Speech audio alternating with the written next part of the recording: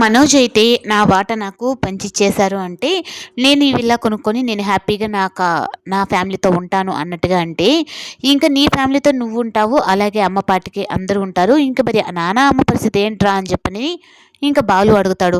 ఇంక అందరూ గొడవలేసుకుంటూ ఉండేటప్పటికి ఇంక ప్రభావతి అయితే, "నీకు దండం పెడతానురా బాలు, ఈ గొడవలన్నీ ఆపేసేయి. నేను ఎలాగోలా చేసి వాడికైతే నేను ఈ ఇల్లు తీసిస్తాను" అన్నట్టుగా ఇంక ప్రభావతి చెప్పేటప్పటికి ఇంక సత్యం కూడా షాక్ అనమాట. "ఏంటి ప్రభా, నీ దగ్గర అంత డబ్బులు ఎక్కడి నుంచి వచ్చాయి" అంటే, "ఎక్కడో ఎందుకండి, రోహిణి వాళ్ళ మేనమామ ఉన్నాడు కదా, వాళ్ళ నాన్న ఉన్నాడు కదా" అని చెప్పనని. "అయ్యో అత్తయ్య, నీకు అసలు అర్థం కావట్లేదా, మా నాన్న జైల్లో ఉన్నాడు, ఇప్పుడు మా మామయ్య ల్యాండ్ కొనేసారని చెప్పని అన్నారు కదా" అంటే ఇంక అక్కడ బాలుని ఎత్తుక్కుంటూ కల్పన అయితే వస్తుంది. "ఏంటి మనోజ్, ఆ రోజు నేను ఇచ్చేసిన డబ్బులతో ఈ విల్లా కొనుక్కున్నావా" అని అడిగేటప్పటికి, "ఏంటి సూటమ్మా నువ్వు చెప్పేది" అంటే, "అవును, నేనే మనోజ్ ప్రేమించిన అమ్మాయిని.